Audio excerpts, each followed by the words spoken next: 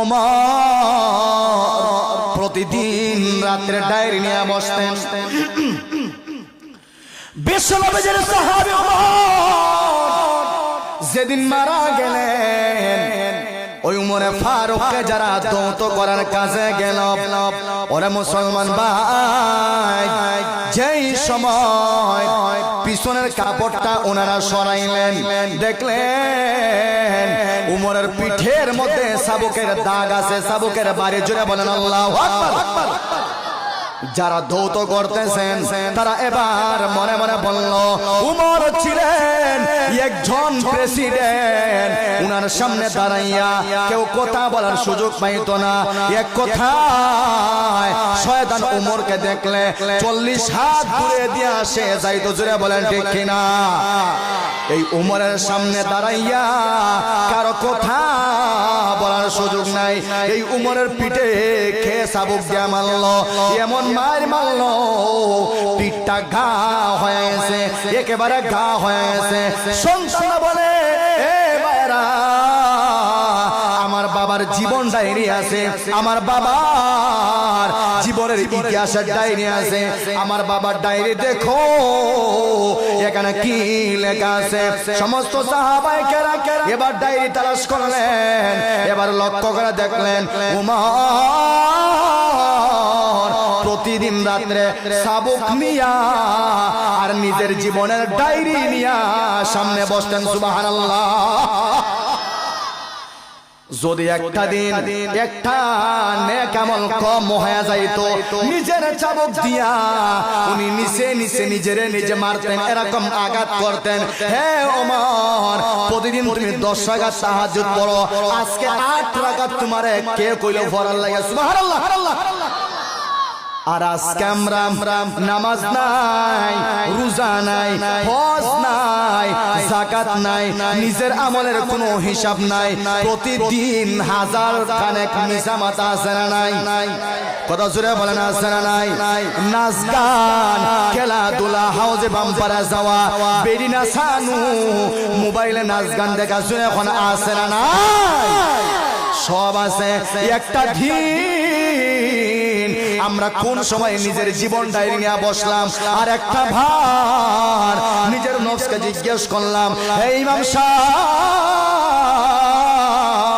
প্রতিদিন 5টা রাকাত 6 রাকাত তাহাজ্জুদ নামাজ পড়লা, রমজান মাসে 30টা রমজান যায়, প্রতি রমজানে তাহাজ্জুদ নামাজ পড়ো, আজকে কেন পড়লা না? নিজে মারছি। কথা জোরে এখন মারছি। উমর নিজের এরকম মারতেন চাবুক দিয়ে, সাধারণ চাবুক না, এত জোরালো ভাবে আঘাত করতেন। যারা দৌত করতেছে তারা দেখে উমরের পিঠ একেবারে গা হয়ে গেছে। আল্লাহু আকবার, জোরে বলেন। গা হয়ে গেছে। উনি তখন ওনারা ডায়েরি যখন বের করলেন, দেখলেন হায় রে হায়, উমর তো প্রতিদিন নিজেরা আঘাত করতেন। আমার বায়ানা বাইতুল মাল থেকে দুধ বন্টন করে দেওয়া হলো। মদিনার সমস্ত করে বাইতুল মালের দুধ এবার গেল, কিন্তু না, উমরের গড়ে কিন্তু বাইতুল মালের দুধ আনেন নাই। সুবহানাল্লাহ। নাই। এক কথা, সরকারি দুধ যেটাকে বলা হয়, সরকারি দুধ উমরে ফারুক নিজের ঘরে আনেন নাই। ওনার একজন সাথী এক পেলা দুধ নিয়ে উমরের সামনে এবার হাজির হয়ে গেল। ওগো পয়গম্বরের সাহাবী ওমর, তোমার জন্য আমি দুধ আনলাম, মেহেরবানি করে আমার হাদিয়া কবুল করে নেন। সুবহানাল্লাহ। উমরে ফারুক রাদিয়াল্লাহু তাআলা আনহু জিজ্ঞেস করলেন, না এটা কিসের দুধ? বিশ্বনবীর সাহাবী ওমর সঙ্গে সঙ্গে যখন দুধটাকে পেলেন, তারপরে উনার ভিতরে একটা কথা জাগ্রত হয়ে গেল, হায় রে হায়, আমার পেটের ভিতরে যে দুধটা আমি দিলাম, এই দুধটা কিসের দুধ? আজকেই তো সরকারি দুধ বন্টন করা হয়ে গেল। জোরে বলেন ঠিক কিনা? ওমরে ফারুক এবার জিজ্ঞেস করলেন, ওরে ভাই, আমাকে যে দুধটা তুমি হাদিয়া দিলা, এটা কিসের দুধ আমাকে তুমি হাদিয়া দিলা?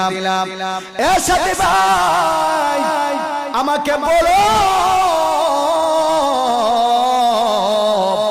যে দুধটা আমার পেটের ভিতরে তুমি ঢুকাইয়া দিলা, ওই দুধটা কিসের দুধ? এবার সাথী বলে, এ ওমর, আজকে তো তুমি তোমার নিজের হাতে বায়তুল মালে সরকারি উঠে এর দুধ বন্টন করলা, আমার ভাগ্য তো একটা পেয়ালা দুধ আসছে। সুবহানাল্লাহ।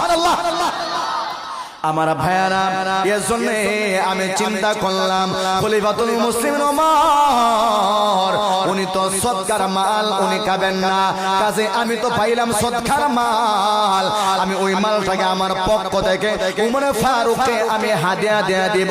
আরে ভাই, আমি আমার পক্ষ থেকে তোমারে হাদিয়া দিয়ে দিলাম ওই দুধটা। সুবহানাল্লাহ। এবার হলো আসল কথা, বালা করে বুঝছেন, বালা করে বুঝছেন। আমরা তো মেসাব বলতে শুধু মেসাব না, দেশের মাল, গ্রামের মাল, সম্পদ, এলাকার মাল আমার হাতে আইলে এটার বিভিন্ন ভাবে তাউল হয়ে লাগে, নিজের হাতে ঢুকাই। কত জোরে হন ঠিক কিনা? আর একটু আস্তে হন ঠিক কিনা? এলাকার সম্পদ, গ্রামের সম্পদ, দেশের সম্পদ যদি আমার হাতে আসে, বিভিন্ন মাসআলা ফিক কইরা আমি আমার নিজের পেটে নিজের পকেট আমি ঢুকাই, মরার পরে যেটা এবারই কত জোরে ঠিক কিনা? উমারে কইলা, বাইরে কিতাব দিছ আমার পেট, কত সদগার মালা কি হইনালিল্লাহ। কই হুজুর, সদকা তো পাইছি আমি, কিন্তু আমার জন্য সদকা, লানা সাদাকাতুন, আমার জন্য সদকা আপনারা আমি হাদিয়া দিয়ে দিলাম।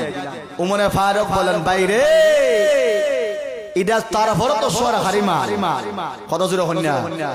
তোমারে আমি সরকার, আমি নিজে সরকার, তোমার আমি দুধটা দিছি এক পেলা দুধ, কিন্তু তারপর তারা সরকারি মাল না, কিন্তু আমি যে খাইলাম কতটুকু যুক্তি হইল?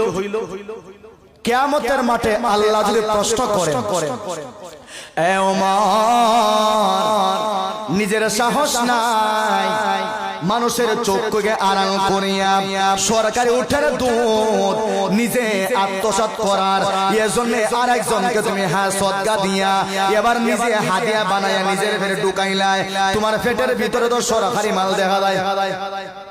কত জোরে হন ঠিক কিনা? এ ওমর, তোমার পেটের ভিতরে সরকারি মাল, তোমার পেটের ভিতরে সরকারি মাল কেন? আরে ওমর, আগে সরকারি মালের হিসাবটা আমরা দেয়া যাও, তারপরে তুমি সামনে যাও। জোরে বলেন ঠিক কিনা?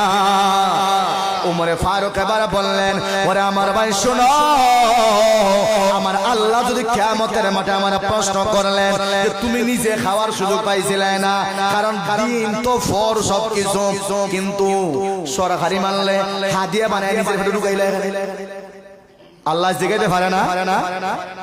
তো আল্লাহর কাছে আমি জবাব দিব কিটা? আল্লাহর কাছে আমার জবাব দেওয়ার কোনো কিছু থাকবে না। উমরে ফারুক রাদিয়াল্লাহু তাআলা তখন কি করলেন? একেবারে পেট ভরে পানি খাইছে, পেট ভরে পানি খাইয়া এরপর নিজে আঙ্গুল ঢুকাইছেন, আঙ্গুল ঢুকাইয়া যা দুধ খাইছিলেন সরকারি মালের, যা দুধ খাইছিলেন সব কিছু বমি কইরা ভিতর থেকে বের করে নিয়ে আসলেন। সুবহানাল্লাহ। বাড়ি ধরে যাই গিয়া তার একটু সুবহানাল্লাহ জুড়ে হই না? সুবহানাল্লাহ। আর আজকে আমরা সরকারি মাল ভেটো ঢুকাইলে হয় না, এটা খুব মজা লাগে, কত জোরে হয় না ঠিক কিনা? দেখবেন ঈদের সময় আইলে নিজের ঘরের ভিটা মজা লাগে, কথা জোরে হয় না? নিজের ঘরের ভিটা মজা লাগে নি? কিতা থেকে কিতা তেল বেশি দিলাইছো, কিন্তু অন্য ঘরো, বাবির ঘরো গেলে বা বন্ধুর ঘরো গেলে তেল বেশি না, একবার ডুবাই দিল, খুব মজা হয়েছে ভিডিওটা আজকে। আর নিজেরটা দিছে না তো, কারণ ই ফের তো সারাটা জীবন ওই সারাটা বছর ওই অন্যটা গ্রহণ করছো না, আটটা নিজেরটা দিলে গ্রহণ করবো, কথা জোরে হয় না? সব সময় সুদ খাইছে, ঘুষ খাইছে, হারামটা ঢুকাইছে, এখন যদি হালালটা দেখি এটা আসল লইব নি, ভিতরে গেলে কুল্লা কুলে আরাম হইল, কত জোরে ঠিক কিনা?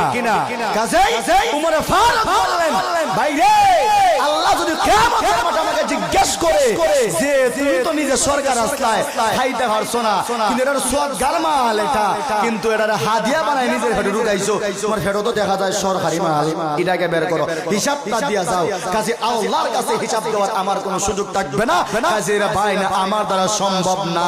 সুবহানাল্লাহ, জোরে বলে। আমার বায়ানা এই হলেন হযরত ওমর, ওনাদের ভিতরে পরিপূর্ণ ভয় ছিল কার? আর একটু জোরে বলেন কার? এ মুসলমান ভাই, আল্লাহর ভয় থাকার কারণে আমার আল্লাহ ওনাদেরকে দুনিয়া থাকতে জান্নাতের সার্টিফিকেট দিয়ে দিয়েছেন। জোরে বলেন ঠিক কিনা? আমার আল্লাহ দুনিয়ায় নাম ধরে ধরে বললেন আবু বকর ফিল জান্নাহ, উসমান ফিল জান্নাহ, ওমর ফিল জান্নাহ, আলী ফিল জান্নাহ, জুবায়ের ফিল জান্নাহ, তালহা ফিল জান্নাহ, আব্দুর রহমান ইবনে আওফ ফিল জান্নাহ। জোরে বলেন আল্লাহু আকবার। আমার আল্লাহ নাম ধরে ধরে এরকম 10 জন সাহাবীর কথা বললেন। জোরে বলেন কয়জন? আর একটু জোরে বলেন কয়জন? ওরে মুসলমান শোনো, আমার পয়গম্বর এবার বললেন ওরে উম্মতেরা, তোমরা 10 জন সাহাবী দুনিয়া থাকতে জান্নাতের সার্টিফিকেট তোমরা পেয়ে গেলা। জোরে বলেন সুবহানাল্লাহ। এই উমর এবার দেখেন নিজে কি করতেন আর আমরা কি করি। উমর ফারুক প্রতিদিন রাত্রে বেলা একেবারে যখন গভীর থেকে গভীর হয়ে গেল তখন উনি উনার নিজের ডায়েরি আছে, নিজের একটা আমলনামার ডায়েরি আছে। সুবহানাল্লাহ, জোরে বলেন ভাই। আচ্ছা, যারা ব্যবসায়িক বাইরে আছেন আপনাদের প্রতিদিনের হিসাব নিকাশের একটা ডায়েরি আছে। 1 টাকার কয়েল বেচলে 1 টাকা প্লাস, একটা যে কোনো একটা জিনিস বেচলে এরপরে একটার পর একটা, একটার পর একটা, একটার পর একটা আছে না নাই? রাত্রে যাওয়ার সময় সব রেখে করে হিসাব দেখি কয় টাকা বিক্রি হলো, এরপরে লাভ লস এরপরে আলাদা করা হয় কি হয় না? উমর ফারুক প্রতিদিন রাত্রে সামনে একটা সাবুক নিয়ে বসতেন। কিতা লইয়া বইটা হযরত হন কিতা সাবুক আর নিজে খাতা কলম নিয়ে বসতেন। বসিয়া উনি দেখতেন যে আজকে উমর তুমি কি পরিমাণ নেক আমল করলাই, প্রতিদিন 30 রাকাত নফল নামাজ পড়তাই, আজকে কয় রাকাত পড়ছো? সুবহানাল্লাহ, জোরে হইবানি। আমার বায়ানা